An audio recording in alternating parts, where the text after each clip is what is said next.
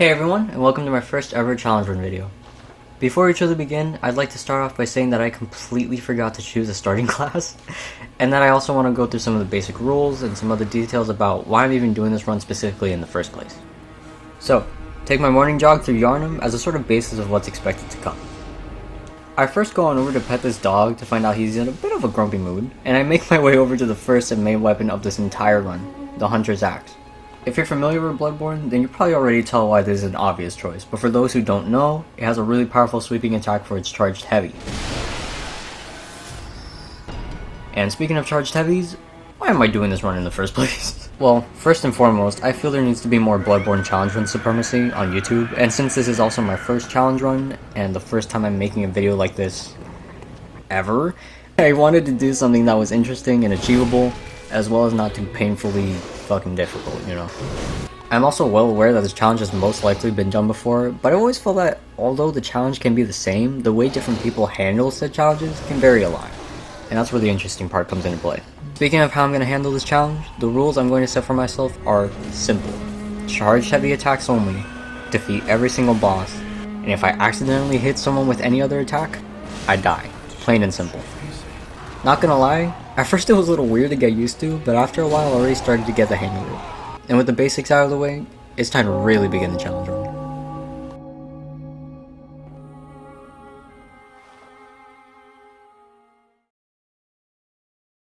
Ah, drip. This is where the real Bloodborne begins. So, I first started making my way over to Central Yharnam without much of a problem, but made sure to talk to Solaire for some fire paper, and whilst opening the tomb, I casually hit my first ever pickup animation cancel. At the lamp, I made sure to pick up some blood cocktails that are going to be useful for this next boss.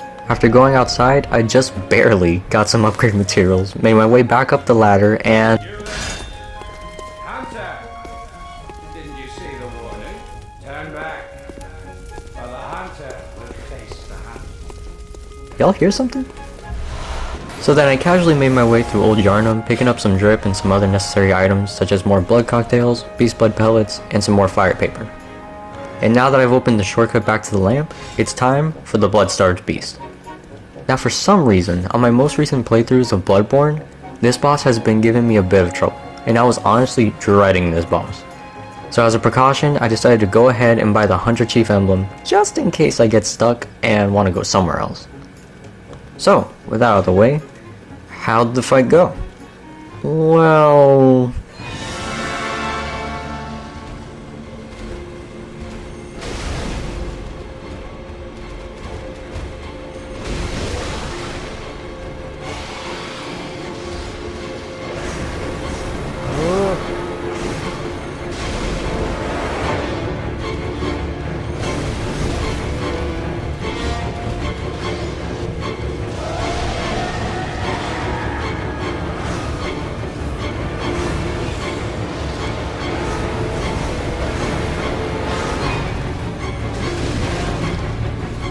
Come on. Oh.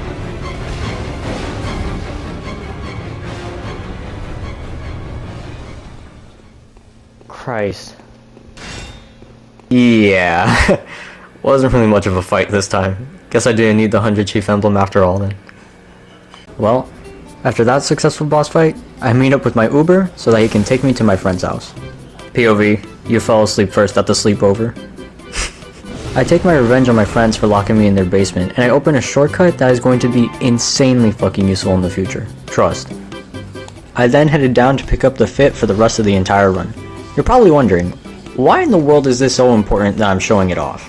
Well, it's because this is the outfit that I wore on my first ever playthrough of this game, and this was the first Souls game I have ever played.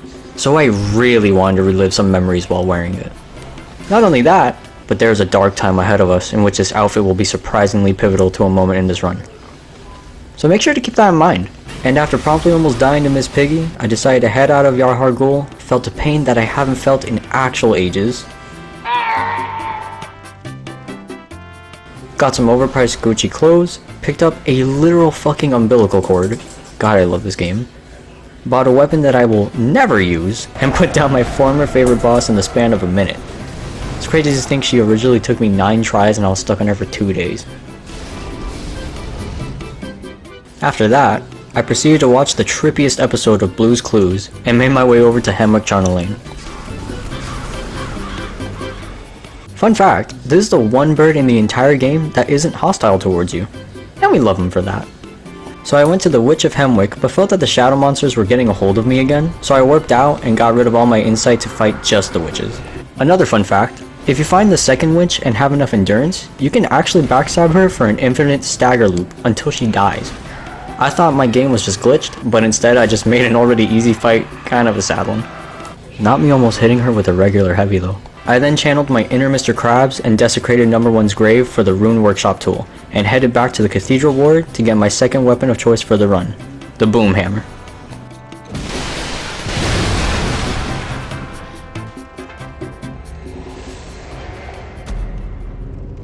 Y'all didn't see that. Now it's time to make our way to the Shadows of Yharnam. In all honesty, I felt that this was the boss that I was going to get stuck on the most.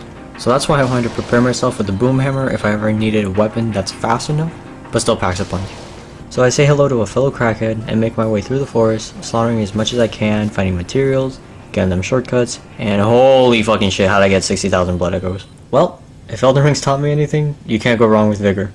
I mean vitality. And with a massive health bar and a dream, I made my first attempt on the Shadows of Yharnam.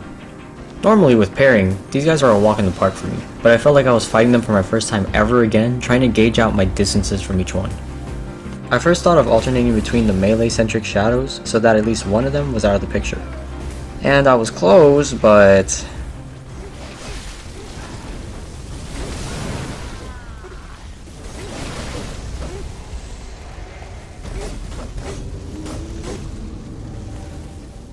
yeah, not close enough.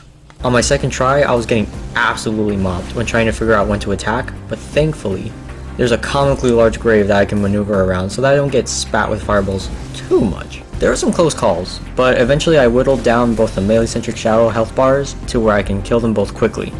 And after one was gone, I had to dodge for my life with the giant snakes and flying fireballs all around, having way too many close calls for my liking.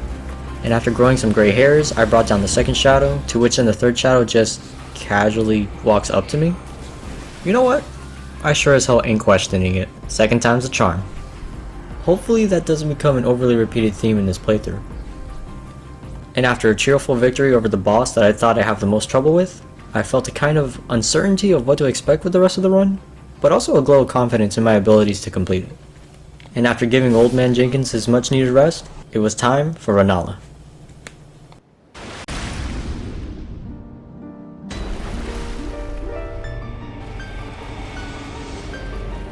I first used a blood beast pellet to hopefully get some good shots in before the spiders come, and well, I surely fucking do. From now on though, the fight with Rom goes the same as any other time you'd fight him. Dodge the attacks that even Shamu would be proud of, get rid of some spiders, and find an opening to safely attack. I did get him insanely low, however he made too big of a splash before I could make it back to safety. God, fighting Rom is boring. I decided to slowly make my way through Rom's fight with a lot more patience and less spider killing, opting to find opportunistic moments rather than be an exterminator for an hour. This process was taking rather slow however, and I noticed that even when I found opportunities, the axe was too slow for them to be 100% safe. So then it hit me. I, mid-fight, changed to what ends up being the most permanent second weapon of choice for the run, the Boom Hammer. It was fast enough to take out spiders efficiently, and I could heat it up and serve it to Rom like a motherfucking Pop-Tart if I needed to. And at that, for it being only a +3 Boom Hammer, it's putting in some goddamn work. And well, next thing you know, Rennala, Queen of the Full Moon, is down. Second try again. Huh, when did I start playing Majora's Mask? And now with Rom down, we're on our way to the spookiest place ever known to man. The back inside of Party City. After making it past the moms and dads who went last minute costume shopping for their kids, I went back to my happy place to upgrade my Boom Hammer to +6 and put better gems on it. I then made my way to the janitor's closet and found some keys that were just lying there, only to then have to promptly get rid of the security guards the only way I know how. Violence. I then complained to the manager by blasting them into next week, and here we get to see why I got that shortcut way earlier. See? Right there! There seems to be 2 hunters, right? Which is hard on its own, but there's a hidden third one on the right. And so I say, fuck that. I'd be taking that side road, no questions asked. I get bit up by a stray dog that wound up into the store, and went to cleanse myself in some good old gamer girl bath. I mean, wash my hands in the sink, of course. To which I then found the coolest looking Halloween decoration ever conceived. Totally not the Tower Knight. I first took out the Bell Witches, and went straight to bullying the One Reborn. I really wish I could say something about this fight, but with the Beast Blood Bellet, Lightning Paper, and the Axe Charged Heavy Attack, he was kinda gone under a minute. Thankfully though, we can say goodbye to Party City, and hello to the actual worst place in the world. School. To which I promptly became a dropout. And so, now it's time for the final main area of the base game, the Nightmare Frontier. You're funny as fuck if you think I'm gonna fight through all this. Nothing to see here, move along, just to make it through. For some reason I came back for this guy, and then I went and got the shortcut to our next boss. The Pinwheel of Bloodborne. As time consuming as this fight can be, I never understood why people found it hard or overtly annoying. You can make him run exactly where he needs to go through every time, and his attacks are either literal fucking punches that do nothing or anime powers that can be easily dodged. He caught me lacking like 2 or 3 times, but in just 5 simple minutes, Micolash is down without a sweat. And as much as of a pain it is to say this, the next boss isn't going to be much more of a challenge. Alright now, hear me out. I absolutely love the design and even the attacks of Micolash Wet Nurse. However, she is beyond easy. She feels almost like she would fit perfectly as a really hard Dark Souls 2 boss, but with the sickest design ever. Of course she got some licks in, but after I knocked her out of her Shadow Clone Jutsu buildup, the fight was nothing more than me dodging forward and punishing. Final main game boss down, and a snack to go with it. Time to head back home. Oh my god, somebody swatted my happy place. Well, that's garbage. Speaking of garbage, I think it's time we take out the trash, aka all the optional side bosses. First up is Dark Beast Parl.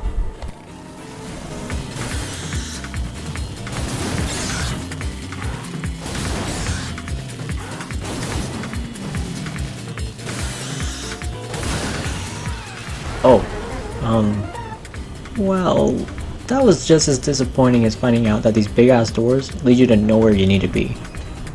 You know what doors actually lead you to somewhere cool? These 2 dinky little tiny doors at the end of a hallway. That makes sense. I totally didn't die on my way to the orphanage, did some casual baby murdering, cheesed the werewolves because I'm a sane man, picked up the Cosmic Eye Hunter badge so that I can buy blood pellets within sight, met yet another fellow crackhead, opened some doors whilst having way the fuck too much money, and found out that the doll could do this. What is there not to love of this game? Celestial Emissary time. Fun fact, when I streamed Bloodborne, this guy killed me like 6 times for some reason. But today, I sent Blue here right back to the Foster's Home for Imaginary Friends, and without him even going into his second phase too.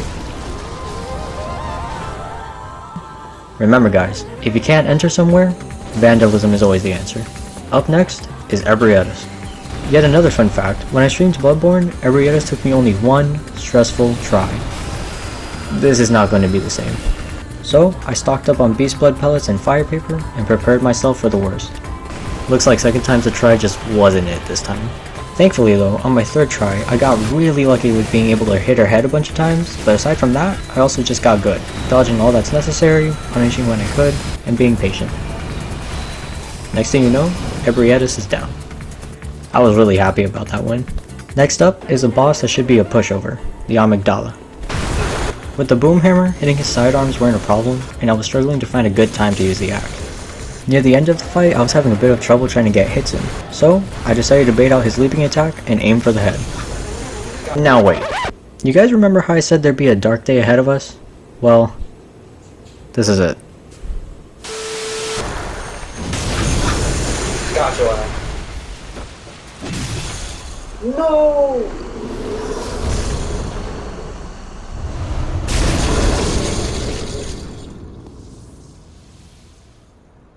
And just like that, the validity of the challenge run has been ruined.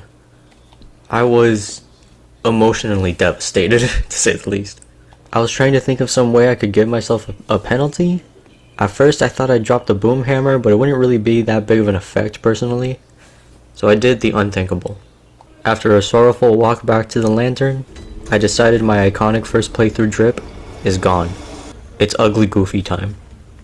Now whilst I go get the summons for Canehurst, because I totally didn't forget to do that, I'm gonna give a small explanation as to why the drip change is so important. So far this run has felt like a first playthrough all over again, and I wanted to relive all those memories and cutscenes again like I told you. And guess which fucking cutscenes are my favorites in the entire game? Yup. The ride to Canehurst. So, I then steal a Scooby snack from Yusefka and make my way to Canehurst with the dogs out. Such a cool fucking cutscene, and I'm fucking naked for it, dude, oh my god. So I then let out my anger on some ghosts, thought I'd cosplay as motherfucking Harry Styles for a bit, got an elevator shortcut that is way too fucking fast, got my Hunter's Axe to +10, and Naruto'd my way to Martyr L-Garius. He has this nickname because when I streamed Bloodborne, he got fucking wrecked, and has only gotten easier since then, so this shouldn't be a problem, right? Well, his phase 1 is still mostly a walk in the park, but I am realizing that he hits hard enough to smack me out of the hyper armor. So, it's boom hammer time.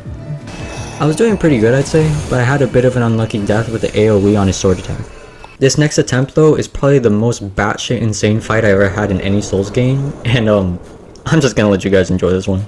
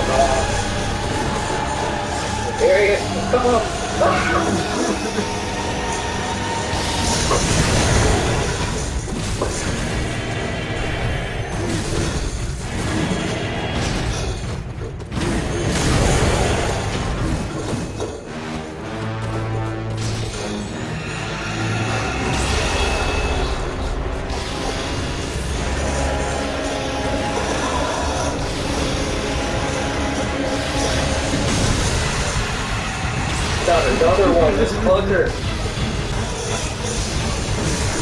Oh.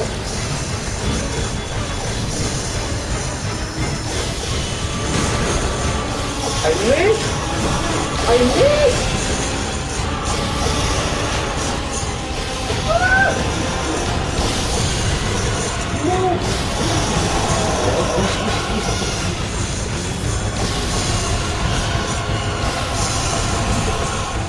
man. Not good.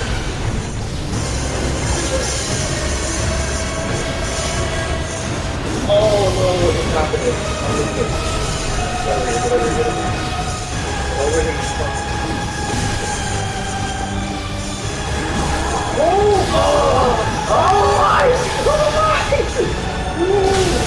You got this!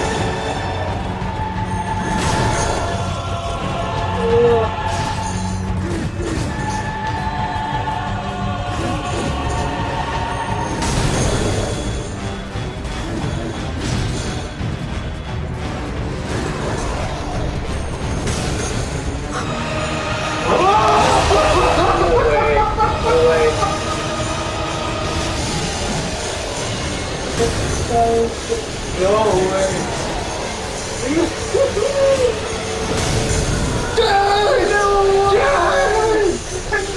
Yes!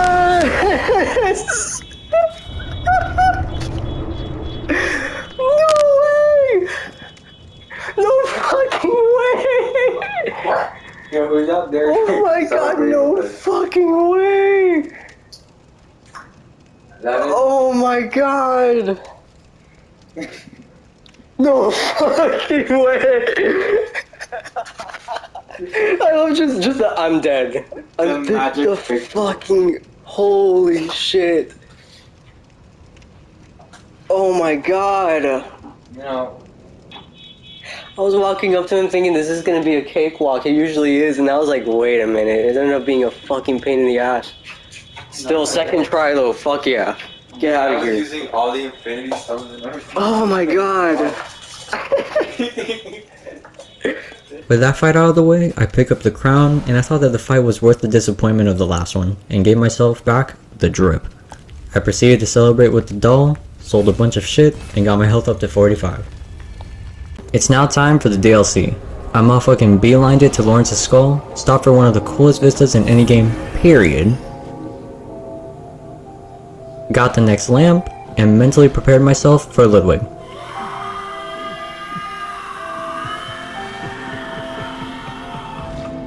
Now to be fair, I have way too many hours on fighting Ludwig, so his moveset is ingrained to my mind and quite practically my fucking soul at this point. So aside from him getting a death on me in his second phase, on my second try I had this weird thing happen. I don't know what exactly it was, but and then I ended up beating him.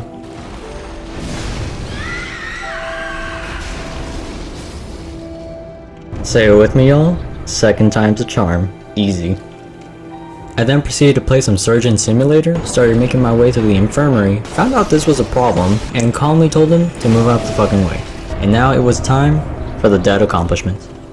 This is honestly the most I've ever struggled with this boss, and I didn't even struggle this time around. I just found moments to either group them up, or separate them, and hit my shots when I could. And well, there ain't much to say about them, I mean it's living failures, what do you want me to do? However, I wasn't too sure on how to feel about what comes next. Lady Maria. I stocked up on vials and made my way to her. Lady Maria is one of the most honest and fair fights of this whole game, but can be so intimidating, especially when I can't parry the fuck out of her. But for the most part, I'd fight her as I normally would. Dodging forward and punishing like a cool ass intricate dance, except we're out here with murderous intent. And well, murder she did. But the second fight was down to the wire, and yet again, I want to let the fight speak for itself, so here y'all go.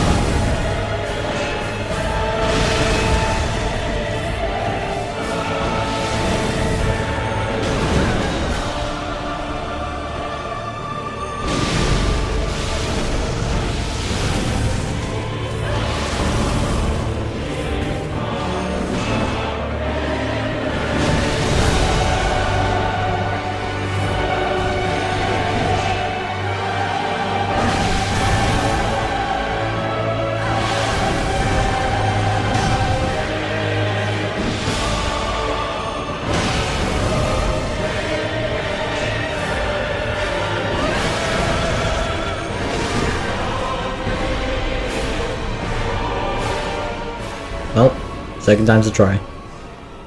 It honestly doesn't even really feel special to say that anymore. And after such an amazing boss, I naturally celebrated, bear witness to one of the coolest hidden loading screens, and headed on over to the fishing hamlet. I passed by my boy Crackhead Jerry, got the lamp, and got some insurance for the hell that awaits ahead. And then I made my way to... I made my way to the next lamp, barely even fucking making it, and this motherfucking shark was just not gonna leave me alone. I then got the elevator shortcut to the lamp, picked up a blood rock so that I can get my boom hammer to plus 10 as well. Now it's time for the hell that is, the hardest boss in this game, a motherfucking toddler. I tried the boom hammer at first, but it wouldn't really stagger him, and it ended up with me being hurt more so than getting any real hits in. I did find out, however, that he does eventually stagger with the axe. And so, for my first attempt, I thought I did pretty damn good. But man, was this fight a struggle. With 6 recorded deaths, and a 7th death that I completely forgot to record, the fight with Kos was on, and it was epic as fuck.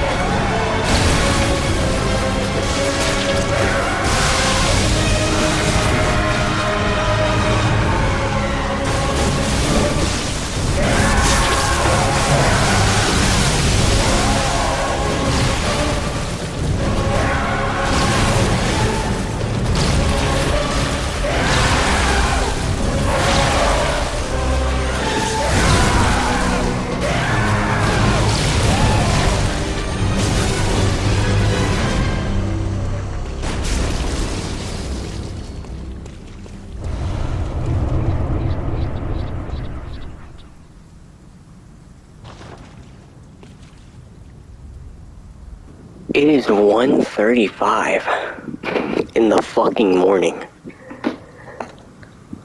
I just came back from work. I got home at 11:30. I've been at this bitch for an hour and a half. An hour and a half! I am... Oh, it is 1:30. If it wasn't for 1:30, I'd be screaming right now. Screaming! And with Kos down, fucking finally, I assert my dominance over this literal alien child and blow him the fuck up, so that his spirit can finally rest within the ocean. Or something along those lines. I don't know, watch a lore video about it if you really care. And now, it's time for the endgame. We've come a long way in the entire run, and man, now it's finally time to end. Oh my god, I almost forgot about...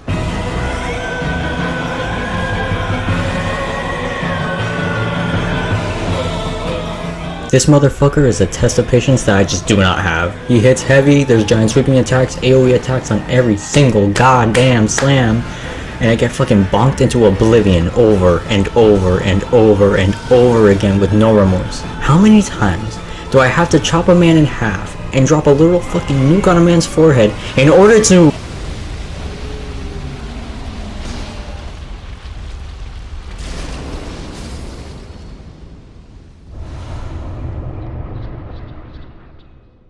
Oh, and he's dead. Nice. In all seriousness, this man took me 5 tries, and god, were they fucking annoying and stressful as fuck. Well, before we end the game, I decided to say goodbye to the doll, ate a couple of cosmic brownies, said a prayer that was able to heal Garmin's legs, and Garmin joined the hunt. I usually whoop Garmin's ass, but it feels kinda nice to have to take Garmin seriously. Oh well. If there's anything I've learned about this run so far, is that after a long hard fight, second time's a try, baby. God, this game is beautiful. Nothing like rejecting a mama squid under the blood red moonlight. Too bad this boss is literally easier than the Cleric Beast and Father Gascoigne combined.